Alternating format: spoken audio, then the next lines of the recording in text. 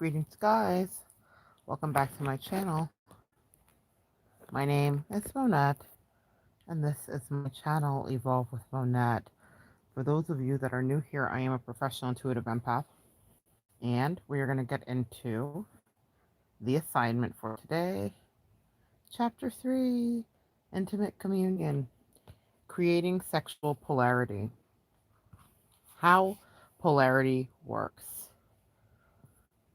To master sexual polarity in intimate communion, you must become sensitive to the flow of sexual polarity itself. You must learn to feel every moment when polarity diminishes or increases. For instance, your partner barks something mean at you, and your body shuts down. You become numb and weak. You may even become disgusted. And on the other hand, there are times when your partner's beauty and presence awe your heart, and love magnifies to the point of bliss. We do not have to remain slaves to sexual polarity, obeying its unreasonable desires and despairing over its ever. With practice, sexuality can become an exploration of unseen healing energies, as well as a way of contacting and expressing our deepest love. Eventually, by surrendering to the wisdom inherent in sexual polarity, love-making becomes an exquisite, whole-body prayer or contemplation of the eternal mysteries of a man and a woman, or a woman and a woman, or a man and a man. To understand the shifts from passion to disgust and back again, we must understand how sexual polarity works. Like electricity and magnetism, sexual polarity is a natural energy that requires two poles. For electricity energy to flow, you need to have a positive pole and a negative pole. For magnetic energy to flow, you need a north pole and a south pole. For sexual energy to flow, you need two poles as well. These two poles are not called positive and negative, or north or south. Rather, based on our intuitive sense of what we find sexually attractive, we can all call these two poles masculine and feminine. A natural energetic force flows between the masculine and feminine poles. This is why a conversation with your friends is disrupted when an attractive person of the opposite sex or the same sex carrying that energy walks into the room. A force automatically flows between masculine. When two magnets are oriented so that their opposite north and south poles come close together, then these poles are attracted to each other. But when two magnets are oriented so that their like poles come together, for instance, two north poles touching, then the magnets repel each other. Magnetic energy can either be attractive or repulsive, depending on which poles are brought together. So, with sexuality, this is the same. In intimacy, when one's partner, masculine energy, is brought near the other's partner, feminine's energy, and an attractive force of sexual polarity pulls them together. But when both of their masculine energies are brought together, for instance, their attractive passion is neutralized, or they may even feel repelled by an unseen force, pushed away like two north poles of the magnet. Masculine and feminine are not gender based. Message. And this, my loves, is something that I've been trying to convey here on my channel. No matter what size your platform is, you must speak your truth. And I have operated in the fluidity of masculine and feminine energy in my life, and I have been attracted to people with masculine and feminine energy, both men and women, operating out of both their masculine and feminine energy. So I've really had this delicious foray and deep dive into the fact that gender does not withhold and contain masculine and feminine energies. And if you understand that, and you can understand why your attractions may be what they are, you may also understand why certain relationships worked for you, or why you may have seen someone that may have been in a heteronormative relationship, but you could say that the woman, quote unquote, wore the pants in the relationship because there were masculine and feminine energies that were not ascribed gender. Masculine and feminine do not mean man and woman, but are universal sexual forces. Some people only experience an arc of polarity with members of the opposite sex, but most people experience polarity with all kinds of people and even places. For instance, Hawaii is an extremely feminine place. When you walk outside in Hawaii, you see double rainbows and colorful birds overhead. You're surrounded by lush tropical foliage and smell of ripe papayas and guavas. You feel as though you've just walked into a huge, beautiful woman. Your whole body may experience a deeply enjoyable flow of sexual polarity with the island itself, which is very enlivening. When people go to Hawaii, they usually go to be enlivened, to be filled with the energy, to let go of their mental concerns and tensions, and to relax. The island is so feminine, you feel so open and stress free that a vacation there is similar to having great sex for 2 weeks. You end up feeling so open and relaxed. Most people who go to Hawaii for a vacation spend their usual working day in the masculine mode, the exact opposite of the life force of Hawaii. New York, for instance, is a city that is masculine compared to Hawaii.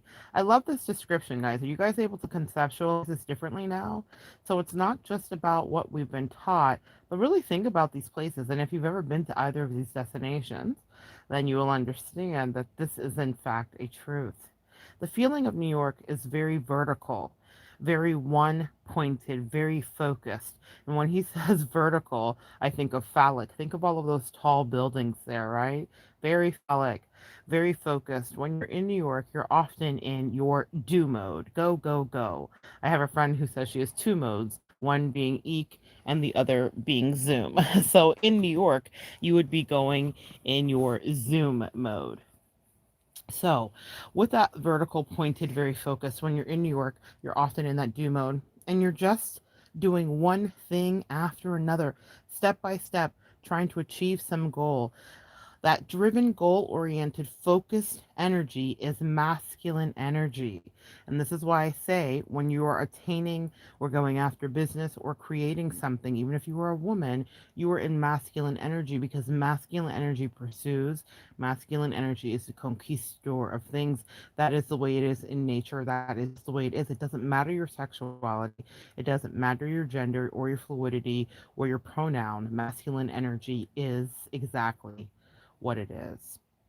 So you're driven, goal oriented, and that masculine energy, and masculine energy is achieving some goal that's driven and goal oriented. Focused energy is masculine energy, whether it's emanating from a man or a woman. Your own masculine energy, as well as the masculine energy of a place like New York, is goal oriented, skilled, directed, focused, self disciplined energy. Your feminine energy, as well as the feminine energy of a place like Hawaii, is flowing. It's open. It's wild. It's radiant. It's a life force. It is the energy of nature. That's why it's called Mother Nature. That's why we refer to the earth as a she, because it is femininity. It is this yielding, flowing, leaping thing that cannot be contained. That's feminine energy. If you want energy in your life, then you go to a place like Hawaii or to any seaside resort. Your body relaxes and you feel the flow of energy and you're healed by it subconsciously. Empath, this is very important for us to understand why I talk about going to the sea, for baths, to ground ourselves, to all of that. It's really the healing force of life energy is a feminine quality, whether it's given by a man or a woman or a place. If you want to get a lot done, you might not want to go to Hawaii. It's very difficult to be disciplined and focused in Hawaii, but if you do go to New York, you can't help but get a lot done. Even if you just want to relax on the streets, the crowd pushes or carries you along. You're moved by the masculine, this forward thrust, again, think phallic, forward thrust of energy. These qualities also exist in people. Again, it is not a matter of a man and a woman. It's not gender determined. Masculine energy and feminine energy are universal forces. As a person, man or woman, you have both masculine and feminine energy.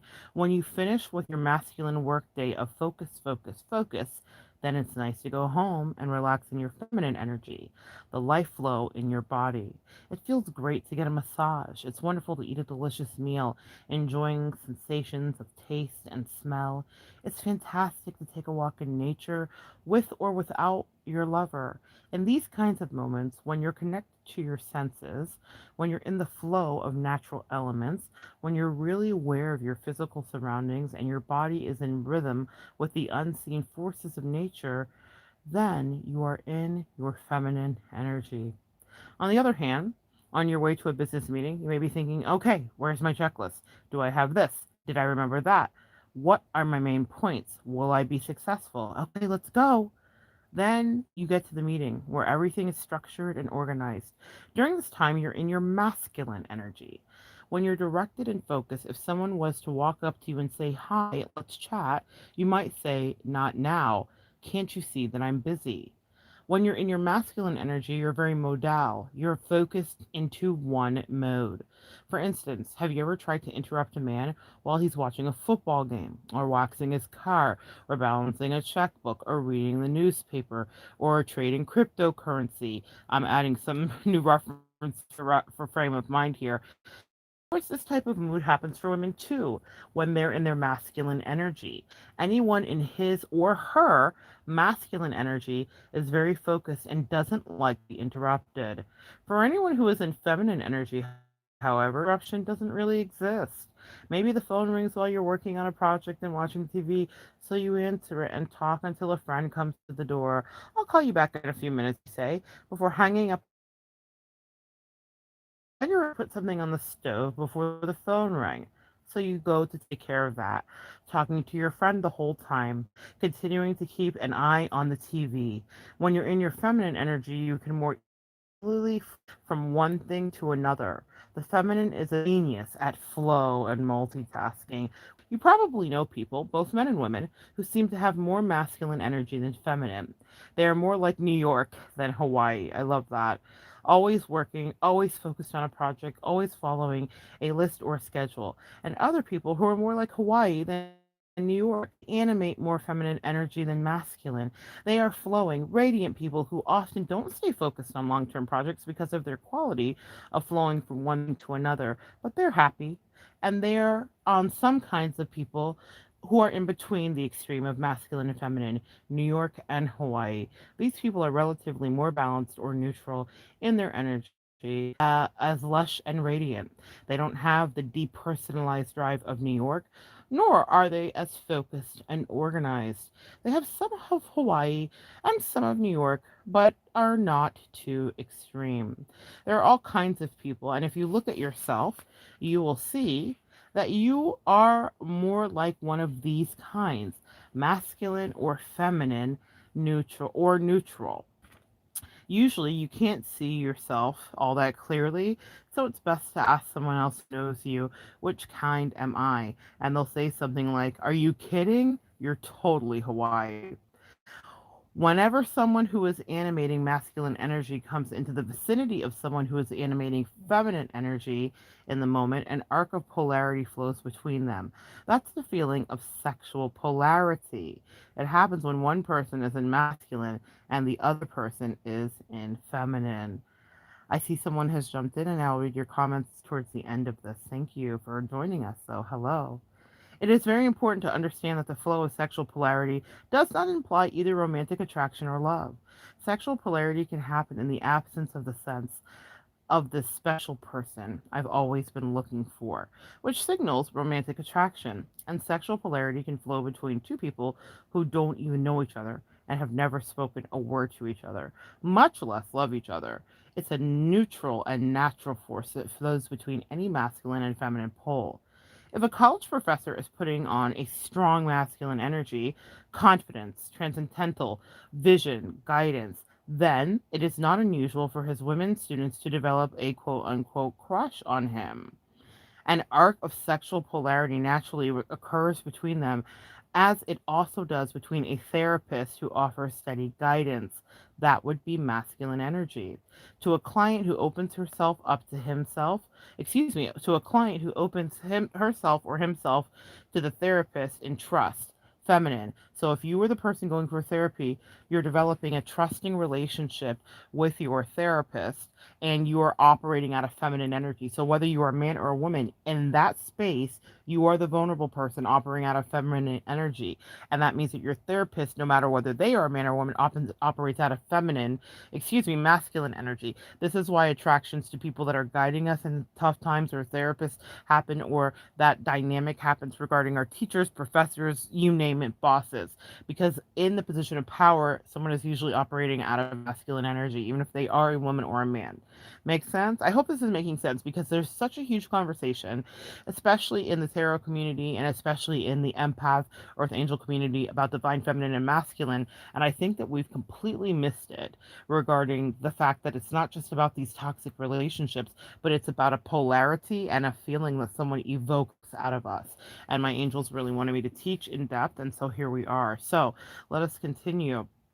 Likewise, okay, excuse me, sexual, blah, blah, blah, blah, blah. So, yes, a client who opens herself or himself to a therapist in trust, feminine. Sexual polarity is virtually inevitable in such case, though it certainly may not be acted upon or need not be acted upon. So just because you're attracted to someone or you feel that doesn't mean that it's always able to be acted upon. I've had lots of times where I've been attracted to people that were in service to me in that regard, and maybe their energy was very masculine even if they were feminine. And just because I felt that doesn't mean that it needs to be acted on even if it was expressed. So that's something to think about. How did you handle those situations, because they can cause a lot of stress. But I digress, and let us go forward.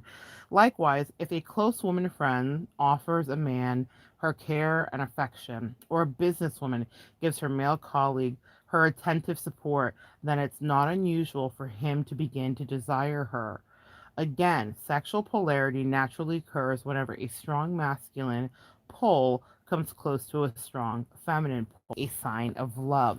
So be very careful how you are kind of feeling that, because listen, there's nothing wrong with feeling the sexual polarity and the attraction to somebody that is offering that steady guidance in a time of need or in that. But again, everything need not be acted on. It is oh so natural for us to have that reaction to the masculine and feminine polarities. Again, measure your action behind it. You can feel an arc of sexual polarity flow between you and anyone who is on the opposite sexual pole. It is natural. It is not intentional. It is innocent. It is powerful, but it is not love, and it is not romantic attraction. Just because you feel a flow of sexual polarity with your boss does not mean that you should get into a relationship with him or her. It doesn't mean anything other than the fact that you were full of masculine or feminine energy and your boss was full of the opposite. Hence, you felt a flow of sexual polarity, and so did your boss. Message. Some of us that have been in those situations, I mean, who hasn't been tempted by a workplace affair? And I've got to see them up close and personal, and avoid them when need be. But I watched one in the last few years that went toxic, where someone was the student, or someone was a teacher in the place of a teacher to someone who needed a lot of help and had a lot of emotional distress, and they took advantage. And this is what the whole Me Too movement and all that's about. There is an advantage, because some people are predatory and some people are not acting from their higher selves. Just because the attraction is felt, again, doesn't mean that it needs to be acted on. So one of the things that I watched in that dynamic is that the person who was stronger took advantage in a very predatory way of a person who was emotionally weaker, and then the predator became the prey. It was interesting how it flipped and turned, but the attraction built because there was a polarity of masculine and feminine energy, and it was something that I observed happening between two women. So there you go. But one woman was acting in masculine energy. I am the wise one. I am advising. I am etc. The other person was the ingenue, the damsel in distress, if you will, and they both responded to each other and into a toxic mess. However, what was the attraction initially was very innocent and very natural and very normal and very much expected to be. All right, so think about that. Maybe you've seen something like that play out for yourself, in that masculine and feminine energy. Okay. Ba, ba, ba. Okay. So, do that again. It doesn't mean anything other than the fact that you are full of masculine or feminine energy and your boss is full of the opposite. Hence, you felt the flow of sexual polarity, and so did your boss. Our culture has lost the wisdom of the laws of sexual polarity. We tend to not be very conscious of the type of energy, either more masculine or more feminine, that we're putting out in any given moment. This lack of awareness frequently leads to conflicts with our intimate partners and misunderstanding with our friends and our business associates. To consciously work out the flow of sexual polarity in our intimacies and in the workplace, we must become sensitive to the type of energy that we're putting out, masculine, neutral, or feminine. By cultivating the sensitivity, we can choose to increase the polarity, thereby magnifying passion and sexual attraction in our intimate relationships. Or we can decrease sexual polarity, thereby minimizing the flow of sexual energies with our friends and coworkers. The choice of how to use the powerful force of sexual polarity is solely in our hands once we understand the principles of its flow. Again, the reason that I have been asked to teach this is because this is something that I've always known and understood intrinsically pretty much my whole life. And I understood my responses to people, no matter their ethnicity, no matter their sexuality, no matter their size, weight, or height. I understood when people were moving in sexual energy of masculine or feminine energy, those polarities. I also, because perhaps maybe of my bisexuality, interestingly enough, Hawaii is very much associated with transgender. I had a radio show years ago and I got to interview somebody who worked with the transgender community and had transgender folks in their family. And she talked about a certain tribe and group in Hawaii that deals with the flow of transgender energy. So that's another aside for someone, maybe that's an interesting thing.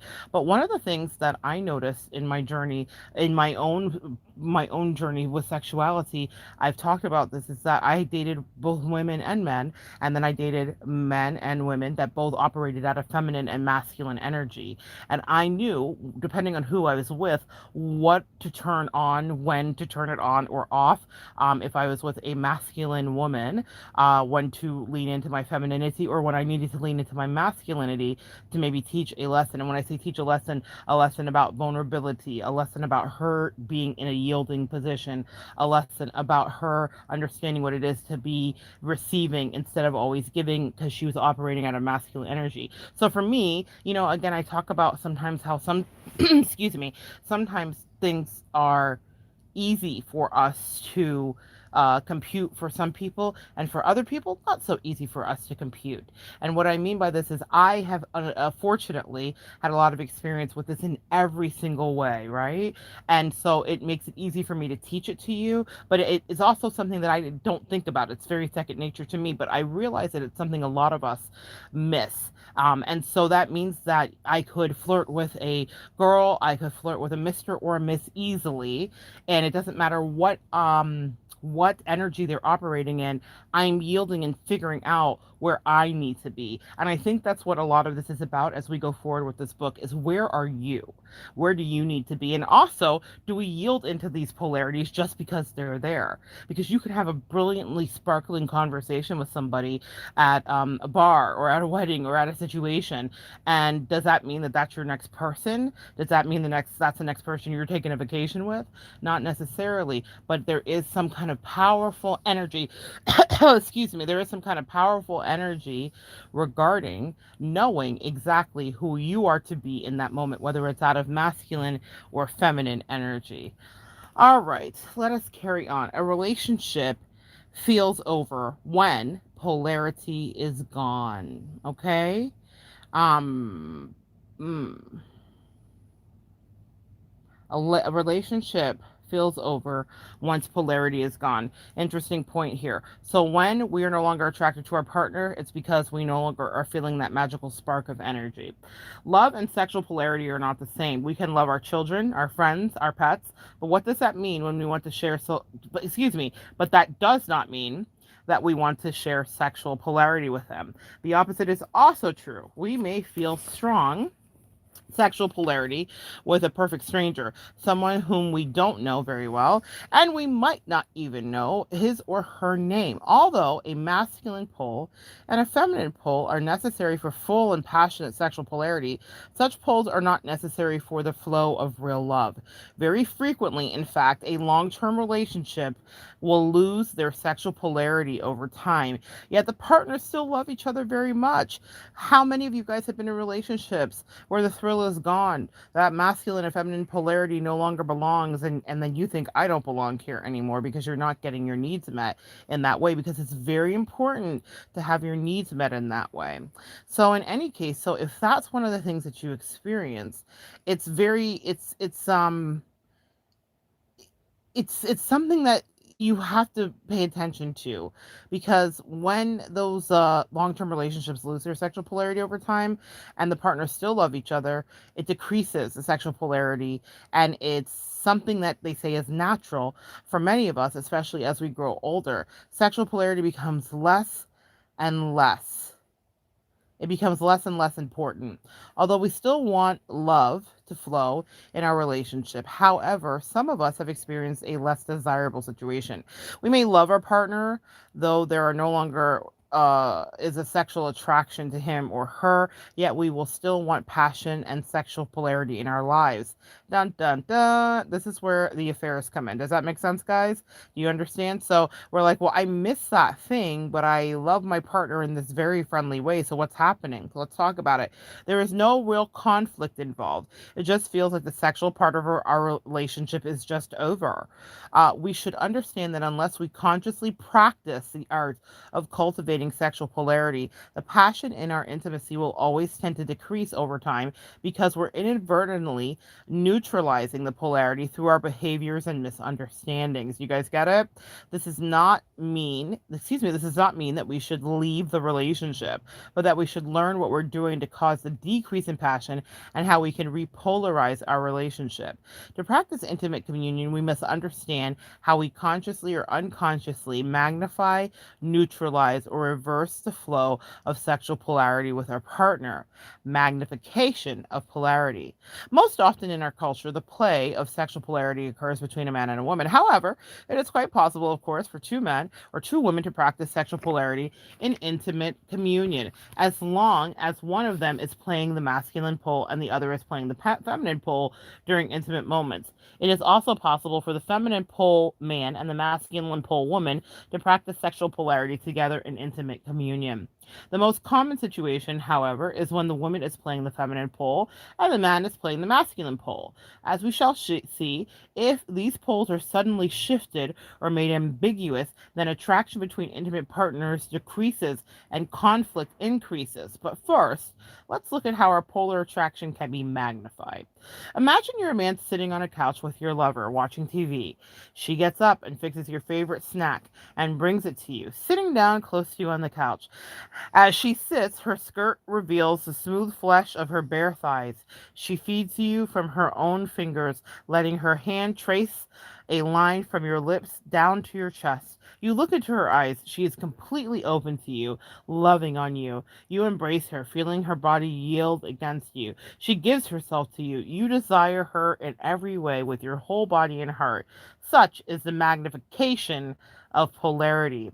Although this theme may be familiar to many of us, what are the mechanics behind it? Why is polarity magnified in this case?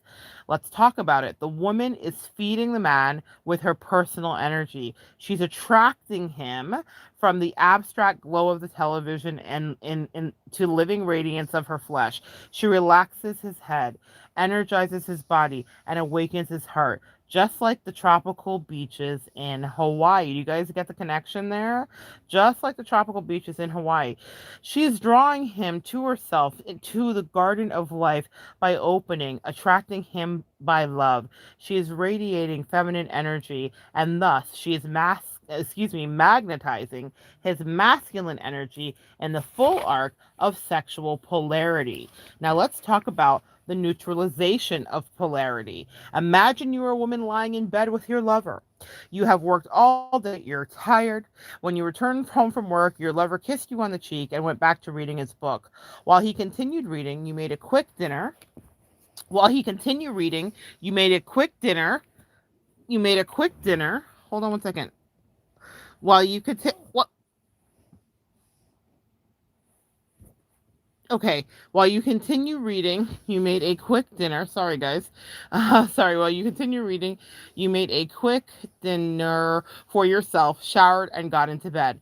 Finally, he finished reading and got into bed, setting his alarm clock and arranging his nightstand as he does every night. You think he probably now wants sex with you. You could have had sex if he really wants to, but you aren't feeling too excited with yourself. Such is the neutralization of polarity. Let's look at this closely at the case of neutralization. The woman comes home from work and gets the cursory kiss on the cheek.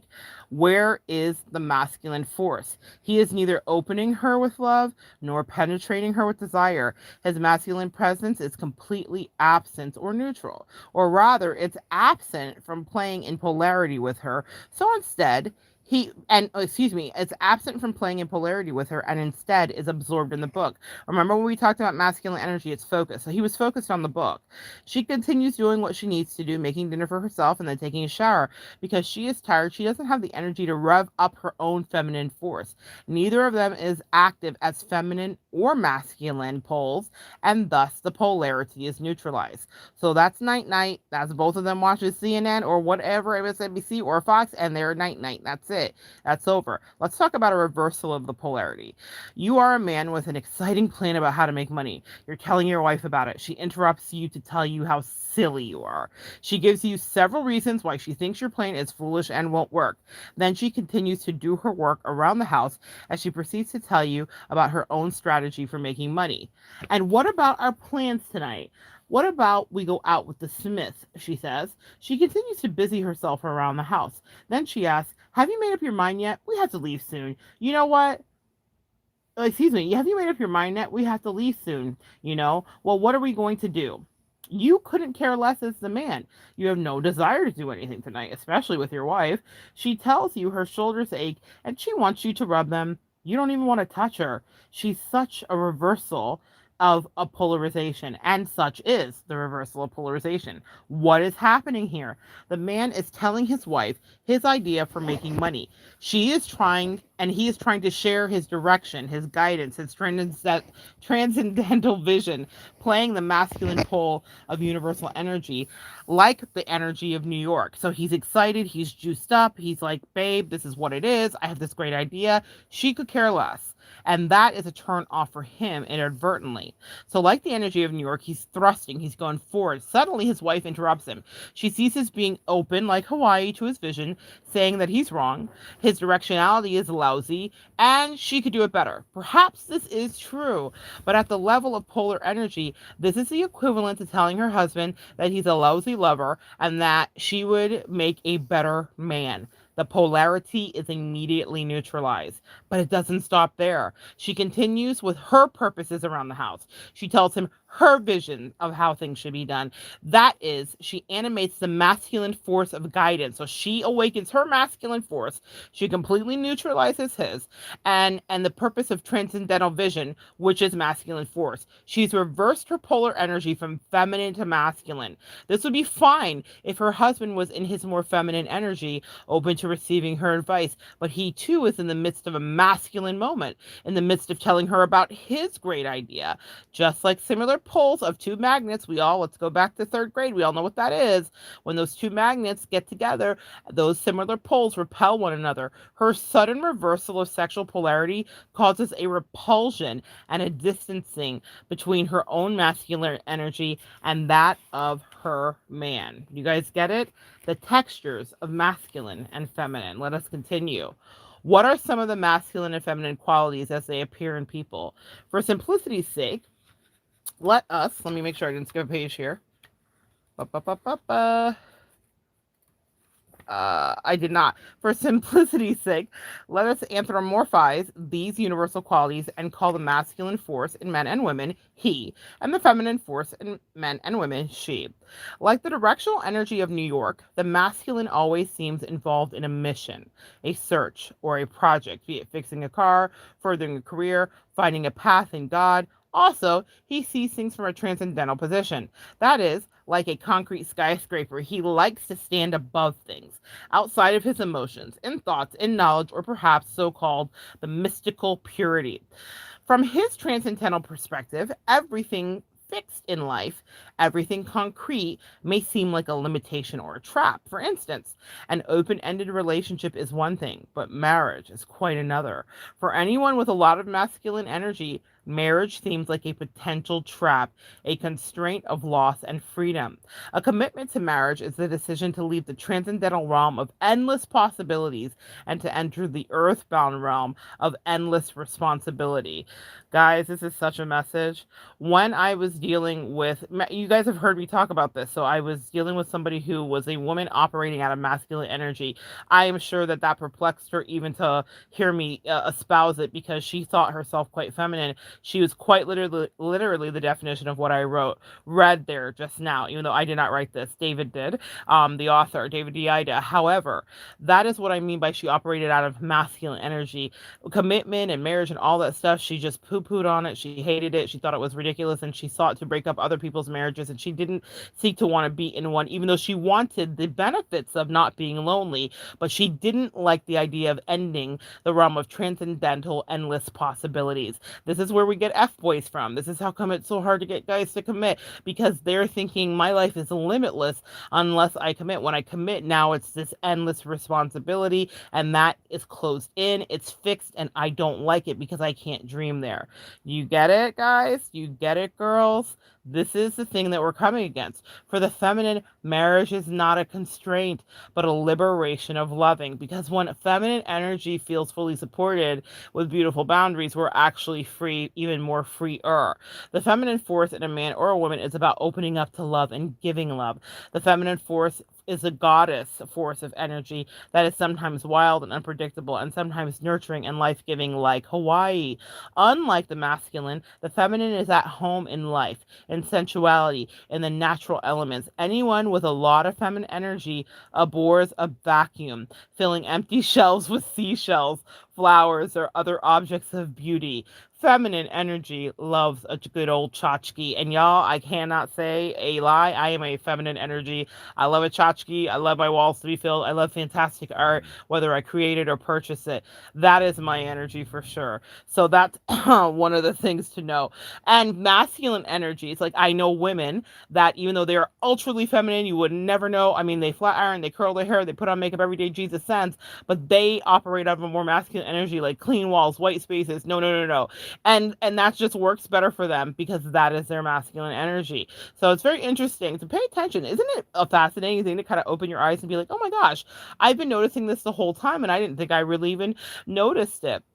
Whereas masculine pole is directed towards the sky, like the buildings of New York. The feminine pole is grounded in earth, flowing with the life force. The feminine is a radiant ocean of sudden storms and rejuvenative healing, a garden of bountiful love and wild energy. The feminine's radiance and the beauty attract the masculine into the garden of life, and her heart tempers his relentless search.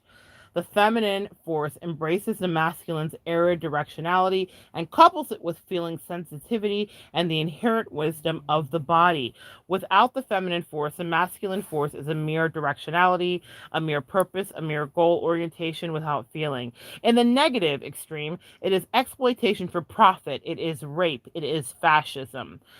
On the other hand, without the directionality of the masculine force, the movement of the feminine force alone is one of opening or closing. For instance, consider a person with a lot of feminine energy and very little masculine energy eating chocolates. This person may feel either open and happy or closed and miserable about it, but often has difficulty choosing a different direction, like moving away from the chocolate for good. More seriously, if the feminine couples with an abusive partner, she often has difficulty directing herself out and away, but instead opens and suffers, closes down and then opens again. This is what we call the gosh, it's slipping my mind, Stockholm Syndrome, okay? Where we latch on to, identify with, and then begin to love our abuser because our natural essence and femininity is to open, to close, and then to reorient ourselves. Because if we're there, we're like, okay, we might as well make the best of it. So we will open to suffering. My empaths dealing with narcissists, this is what you did in order to survive. Does this make sense? You're operating out of feminine. The narcissist energy, whether it was a man or a woman, was masculine energy directing the thing, and you were opening to the suffering. It's very powerful for us to somewhat understand. So they will do that. So without being balanced, excuse me. So instead of directing herself, she opens, suffers, closes down, and then opens again.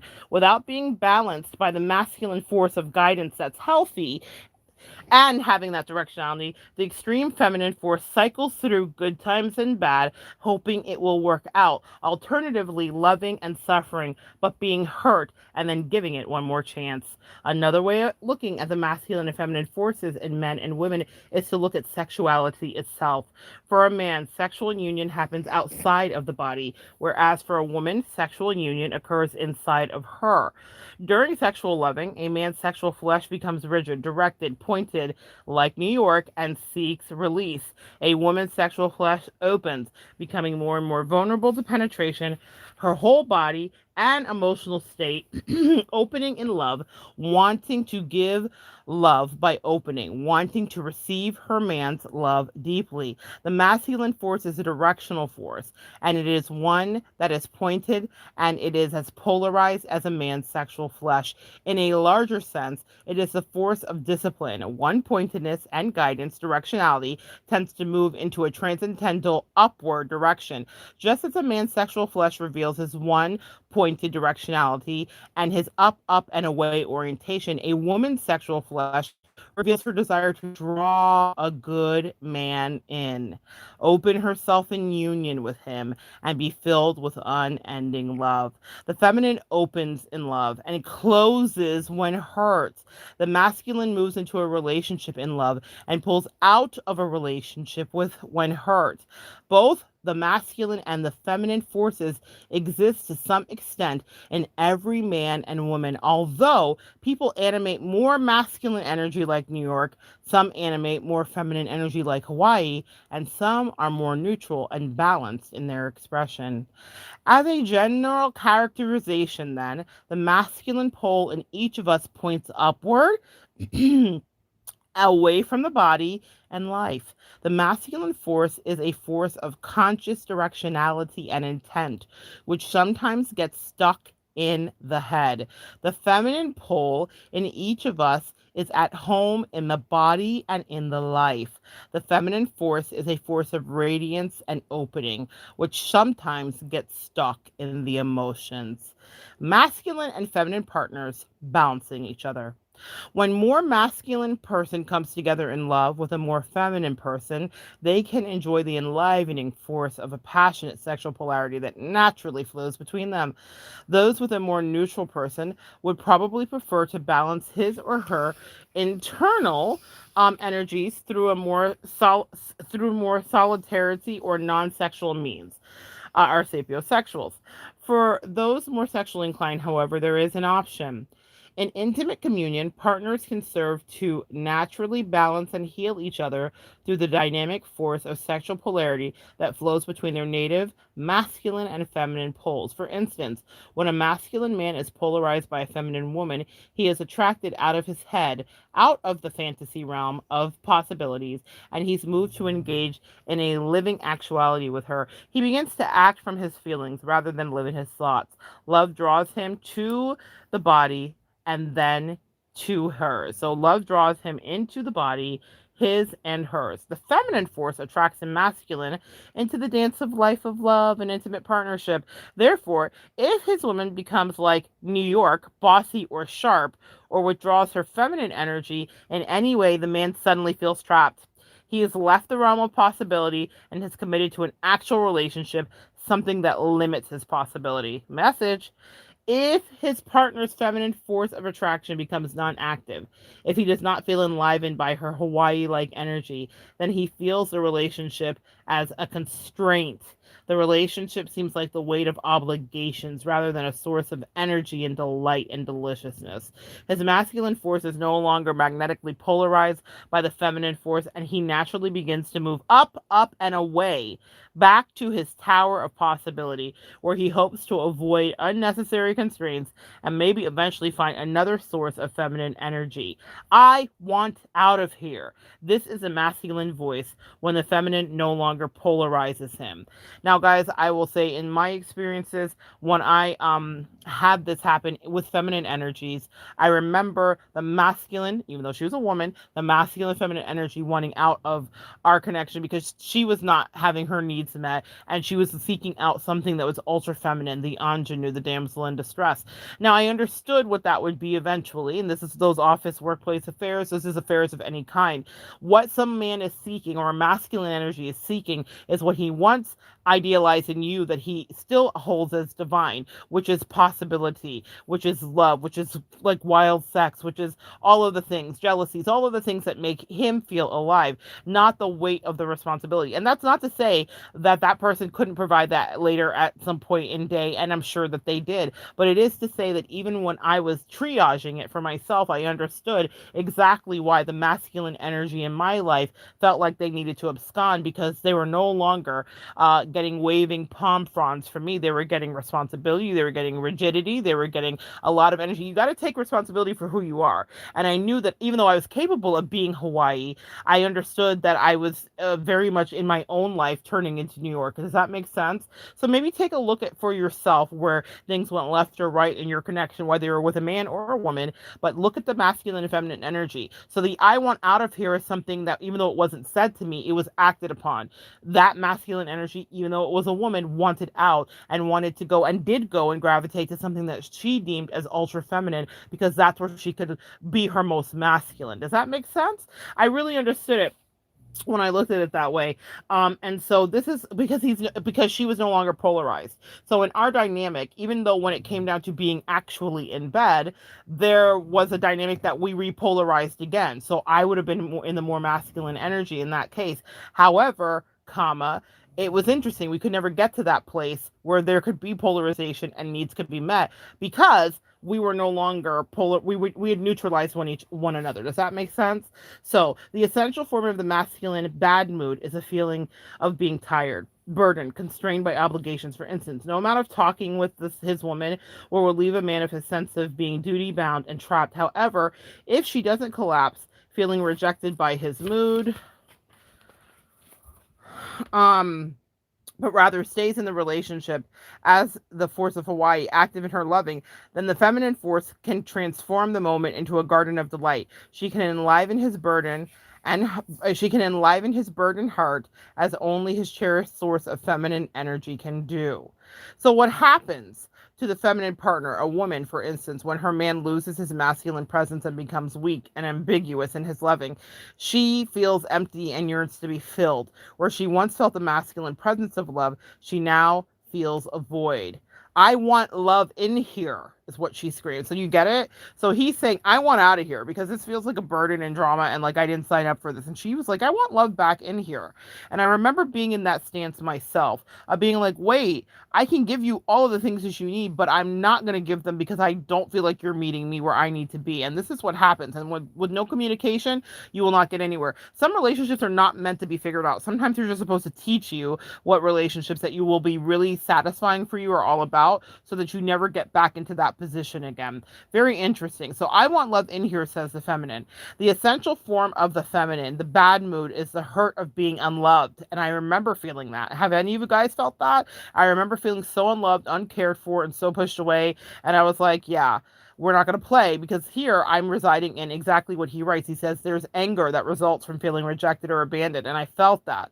So when a man or anyone in a masculine moment is in a bad mood, he wants to understand why. He tries to figure it all out because that's what masculine energy does. They try to figure out the problem. So when his woman is in a bad mood, he tries to do it for her. What he tries to do for himself, he tries to figure it out.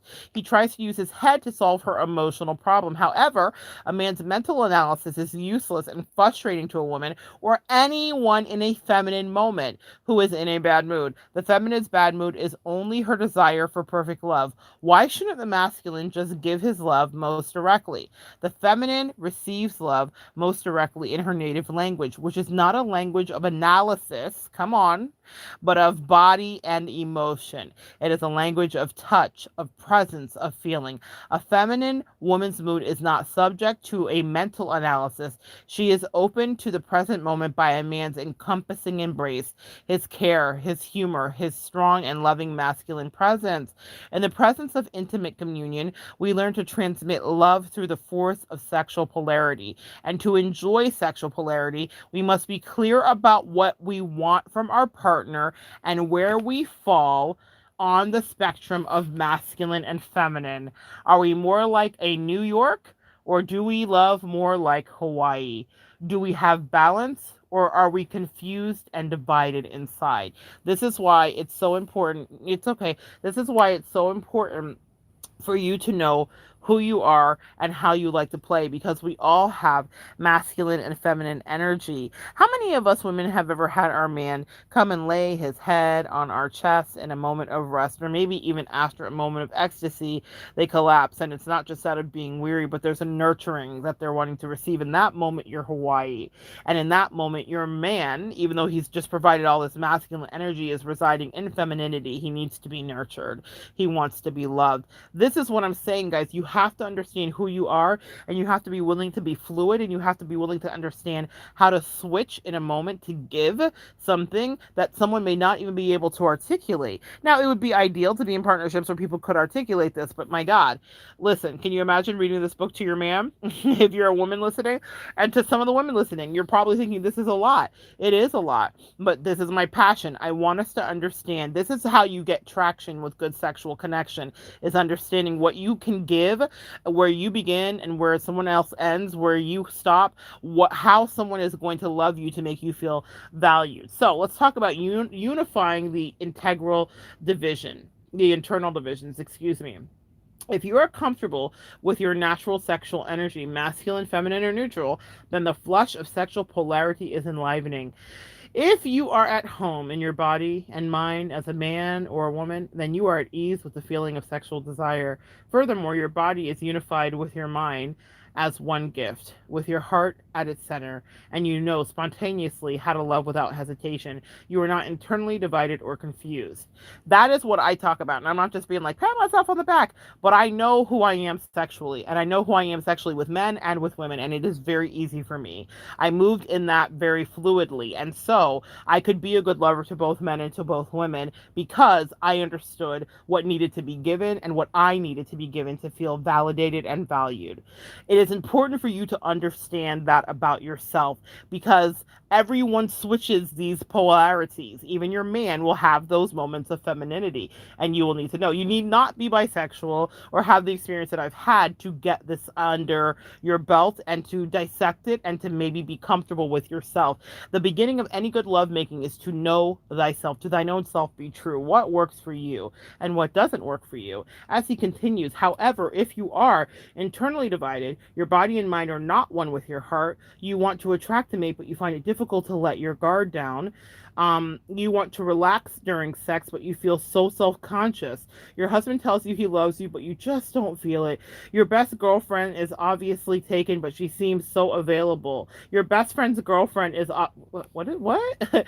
Your best friend's girlfriend is obviously taken, but she seems so available. Your heart is ambiguous and divided. As a necessary preliminary to cultivating sexual polarity in intimate communion, we learn to allow ourselves to be be whole and undivided. With love, we embrace our darkest and lightest thoughts. With love, we embrace our most savage and holy desires. I love that.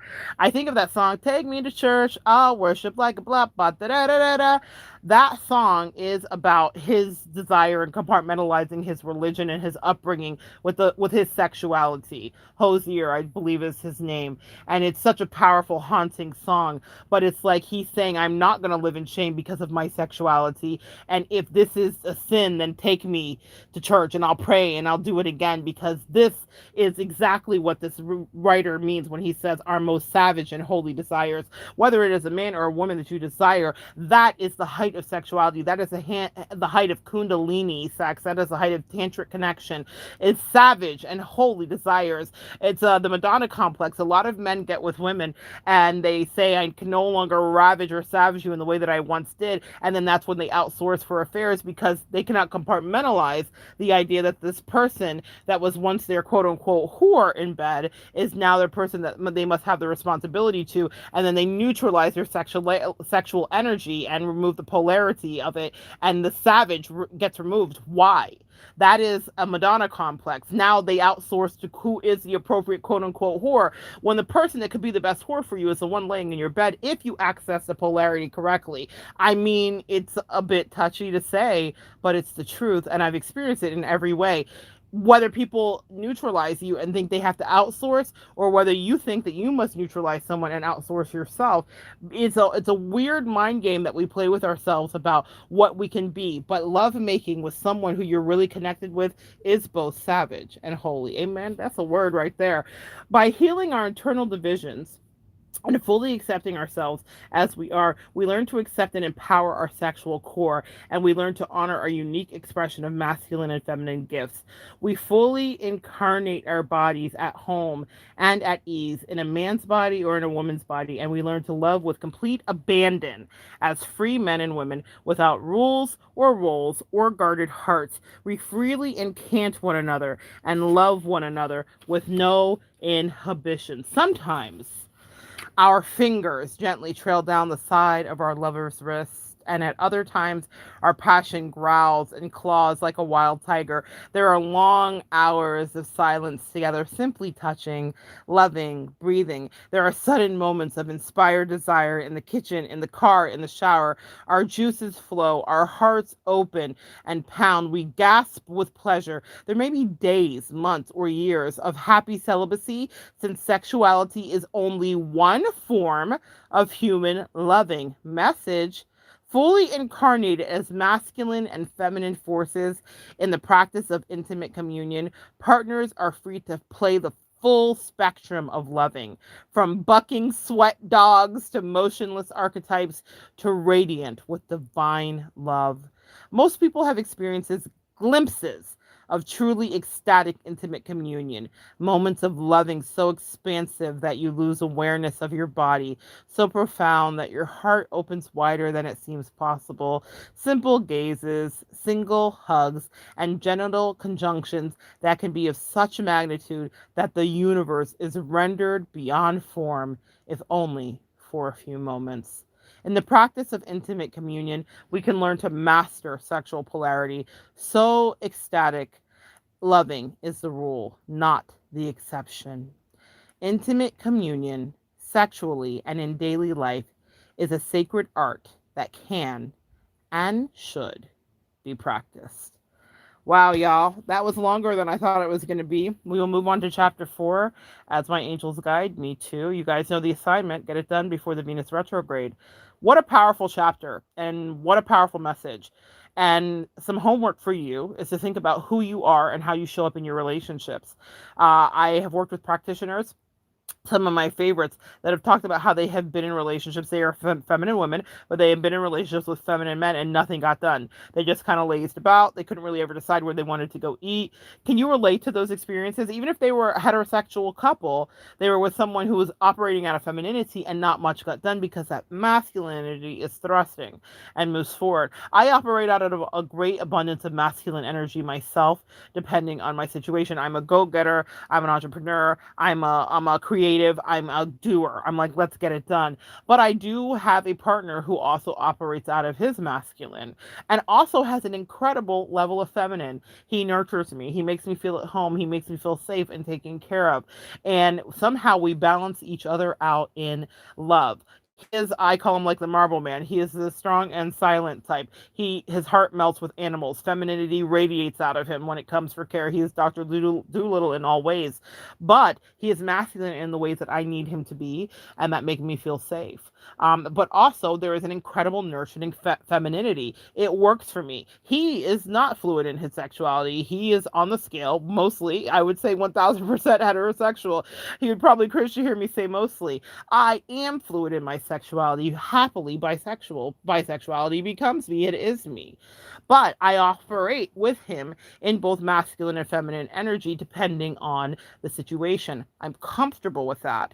I know who I am, so I'm able to stand strong and show up for him in the way that he needs me to be. Our gender roles are what they are, but there is fluidity in the way we love each other. I'm not talking about the love making, I'm talking about the daily way we show up. And that's something that you need to understand about yourself and whoever is drinking from your cup. What are you giving to them? And if you've noticed that you become New York in a dynamic with your man who is operating at a masculine energy, do you see how that neutralizes the sexual polarity? And that means that you will not want to be engaged, you will not want to be involved, and neither will he. He will seek out other things that seem more like femininity because you to him have become shrill. It's a powerful message. So whether it's a woman or a man, I've noticed it. It is free will. We all will experience it in some capacity or another. So it doesn't matter what your sexual orientation or identity is. Where are you yielding and giving like Hawaii, or where are you sharp and bossy and forward moving and thrusting like New York? And then take a look at your partner and see how that worked out with them. Did it work? Did it not work? Does it work perfectly? Have you found your balance of feminine and masculinity? That is your homework. I loved this chapter and I can't wait to see what the next one has in store for us. Come back and join me next time and we will continue to evolve even through tough questions together. I have a few questions here and I want to see what I have. Let's see here. Hi, Monette, says Nolan. I have to catch up on these. Chapter 3. Haven't listened to number 1. Quickly wanted to tell you something. I'm kind of tired of people asking me for favors. That's okay, Nolan. I totally understand that. Nolan says, I don't want to help people. At least not now. At least not now. But then I feel like that could come back and bite me in the butt. Okay. All right, Nolan. So let's talk about that real quick. Let's talk about boundaries with empaths. If you don't want to do it, don't do it. Because what will happen is when we operate out of this energy of like trying to give something to somebody, we will end up resenting them. And that's one of the things that I noticed. So I stopped doing the favors. I stopped saying yes if I didn't want to do something. Because then I would do it and then I'd be like kicking myself like, oh, why did I do that? So it is totally okay for you to say no. It's totally okay for you to be like, I'm not interested. I have zero interest. I want no parts of this. It is totally okay and it is healthy. Okay, Nolan? So say no and say no and let your no mean no. Don't buy it back. Don't let anybody guilt you into a different thing, okay? And no worries on catching up. This is for whoever it's for. So if you don't feel guided to listen to this book, because essentially, Nolan, I am reading a book. It's called Intimate Communion by David Deida, and it was written in 1995, so I'm trying to update it as I go to make it more relevant for our life today. But only listen if you feel guided to, and that goes for anybody here that's listening too. Only listen if you feel guided to. This is something I'm passionate about, and if it's for you, you will feel led to, and if not, it's going to feel like someone's like tying your legs with sandbags. You're just going to be so bored, and it makes perfect sense to me. So pay attention to your energy, and also pay attention to your energy when favors are asked. All right, my sweetie? I love you guys. Come back and join me next time. And so good to see you tonight, Nolan. Thanks for joining me and always being a great student. Come back and join me next time, and we'll continue to evolve together.